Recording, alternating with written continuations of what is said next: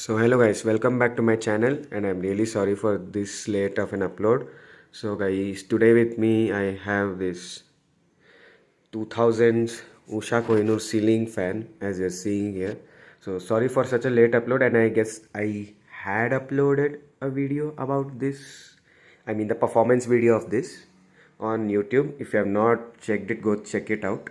And for now what I'll be doing is I'm going to be doing a brief review on this because the last time I could not shoot the audio because of time constraints. So today I'll be doing it with audio, and I'll be showing you all the speeds. And pardon my regulator, and I'm sorry. In this switch, what to say, there were a lot of modifications done here and there, and I was busy. So whatever might be the case, today I'll be showing you an in detailed performance and review on this.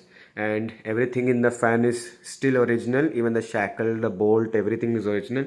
And let me show you the original capacitor of this fan. But before going to that, let me show you a difference, because this is not the same fan of which I shot the video giving the performance. It's another fan, because last year I changed the fan as that fan was facing problem with the winding. The paper was quite hard, the insulation paper. So I had got it varnished and I gave it away to someone, and the fan is still working. But if you want to see that fan, then you can go to my previous video and you can check it out over there. I have not deleted that upload, and it will stay, I guess. So for now, let me show you one difference this fan has. So for that I have to remove this medallion over here.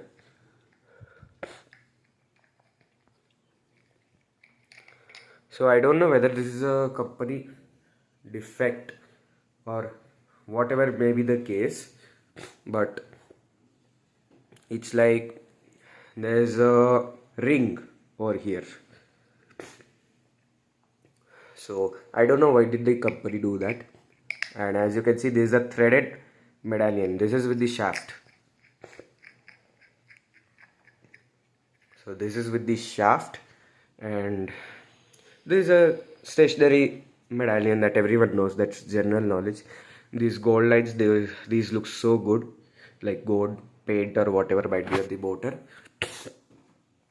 And like in many Ushas it fades, but this is kind of a well-maintained fan, as it was a living room fan. So whatever, it's kind of dusty, I'm gonna clean it up later.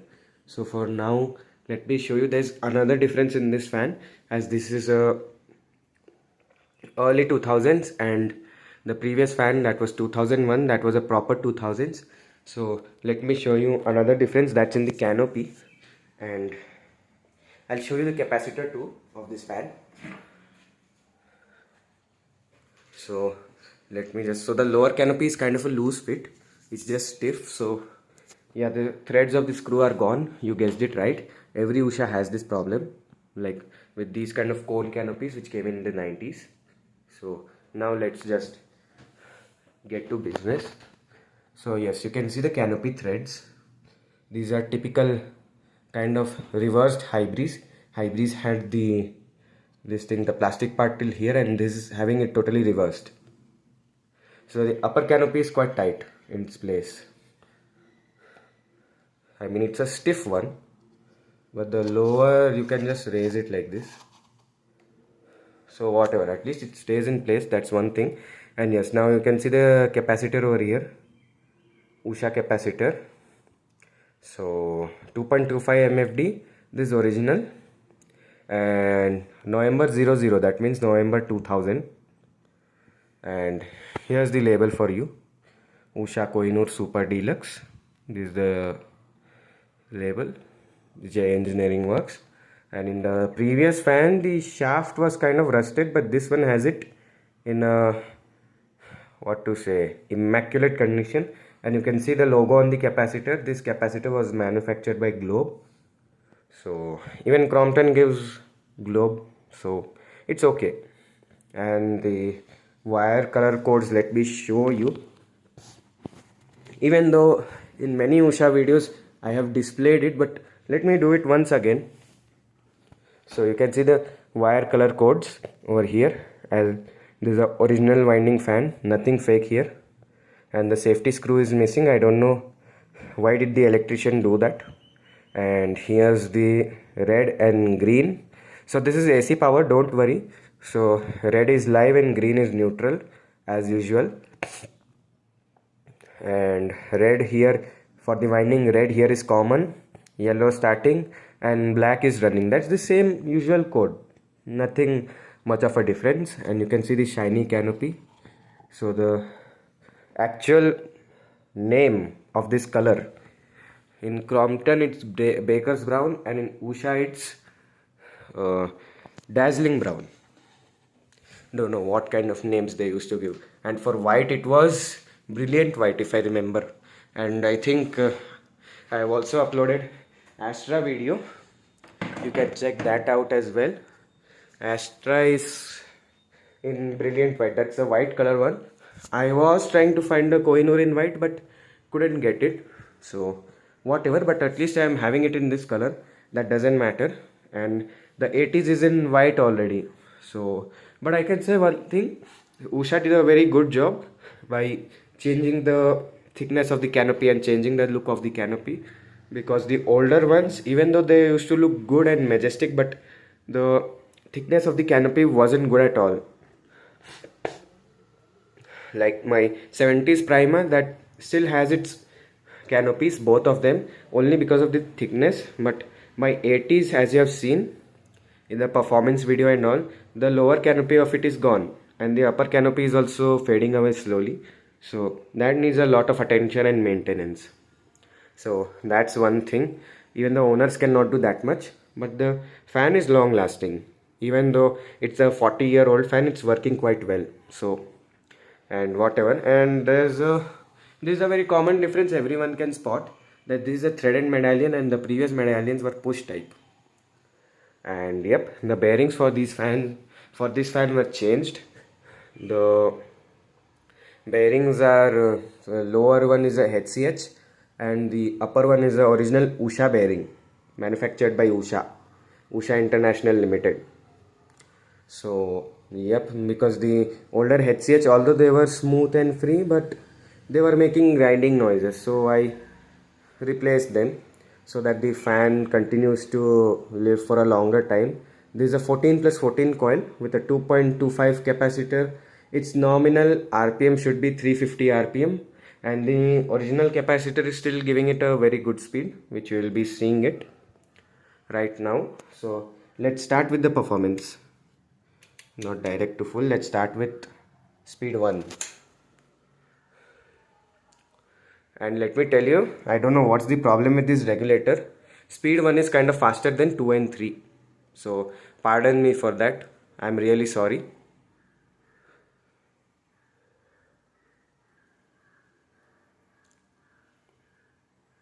So this is the speed 1. Speed 2. Kind of slowing down. I don't know why this is happening. Now speed 3. Speed 3 is the worst. Now comes speed 4. At speed 4 it will start gaining some speed.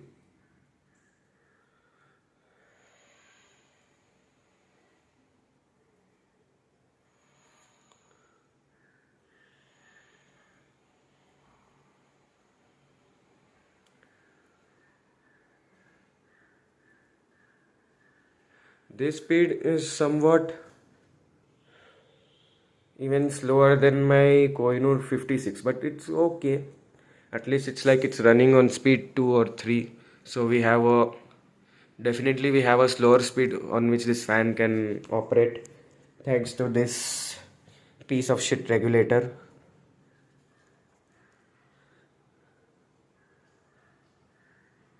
And now let's do it on speed 5.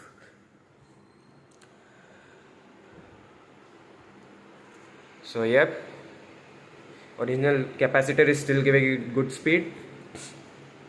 It's around 340 RPM the speed. By the strokes I can know that the speed has decreased a bit because the capacitor is old and it's a nearly 25-year-old fan, so that's common. These things are common, but whatever, you can see how good the fan looks while spinning, and with the medallion it looks quite nice with the gold ring around it. So yep, and the airflow is good, it's feelable, you can see the curtains. So this fan tends to give a good airflow, and yep, some people might say that the blades are kind of a HS copy, but those are not. Those are like, in appearance they may be the same, but if you talk about the aesthetics, it's way too different. And this fan does not give you a lateral cooling. This fan is made for instant comfort. And at higher speeds, this fan tends to give a distorted airflow, but it's okay, it's not even that kind of a distorted airflow. And in 2000s, what could you even expect from a fan? A fan was just made to cool down a person, or maybe two or three, no matter how many of them sit just down the fan, not beside or whatever, just down the fan. So whatever, according to the trends, this was a good fan, and comparatively heavier also, because I had weighted the motor, weighed the motor on a weighing scale. So without the rod, canopies, nothing, the motor alone with just the stator weighs around 4.14 kgs, and the gross weight of the fan is around 5.5 to 6 kgs. So for a 48-inch fan in 2000s, this fan was kind of a heavier fan.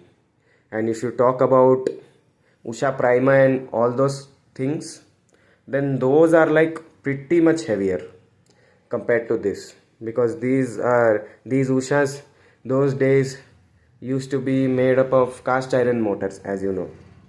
But so whatsoever might be the case, very robust quality. The blades, if you give brute force, that is common for any company blade, that it will bend, and you can see the distortion of the blade here too. So this fan was a bit wobbly. I have tried and failed too, but how much ever I could, I have reduced the wobble to just simple vibrations which are not noticeable, and the fan is still running in a good condition.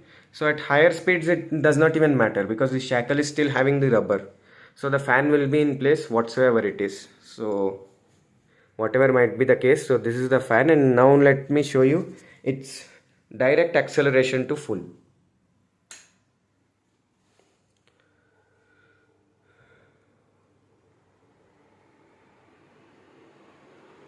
Bit of a slow start, but gain speed instantly, as you can see.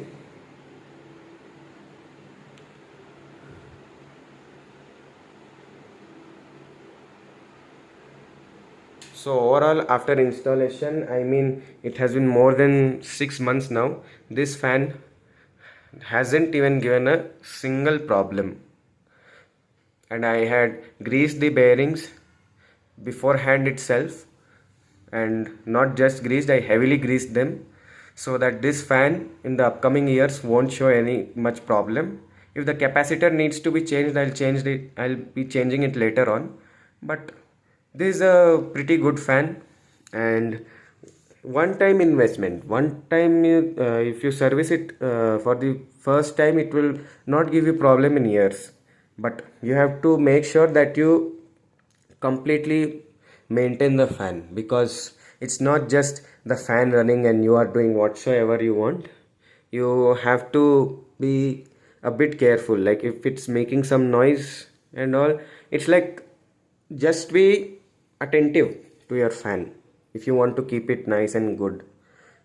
Otherwise it will run, not a problem, because these fans are born workhorses from the manufacturing unit. So whatsoever might be the case, and the older Ushas, maybe you have seen already, those run for quite a long time. So that's not the problem. Even my 70s Prima, my 80s Kohinoor, my 60s Popular, all those are still running, and none of them, literally none of them gave a problem. Even I know some people might be saying that I may boast about Usha, but even I know that Ushas often fail. They are known for winding failure. But let me get tell you one thing straight. If at all your Usha, like for example this fan, if at all it has burnt, then always I would suggest you, first of all, take out the winding data yourself and give it to the winding guy. And I don't know, but these days winding guys also, they don't usually do the winding with hand. They do it using a ceiling fan winding machine, so it will be very accurate. You just have to feed the data and the insulation paper in the stator, and the winding machine will handle everything. And you should, they will try to make their own income, and they may try to fool you so that the fan comes back again for some repair. But don't do it. Monitor your fan yourself whenever it's being done, and take it yourself. Yeah, you can leave it for varnish. For varnish, 1 or 2 days leaving the fan is okay. But whenever, if your winding guy is having a machine to wind the stator, always check your fan whether it's getting wound properly or not. I know there's not much time, but in today's time, nothing can be done.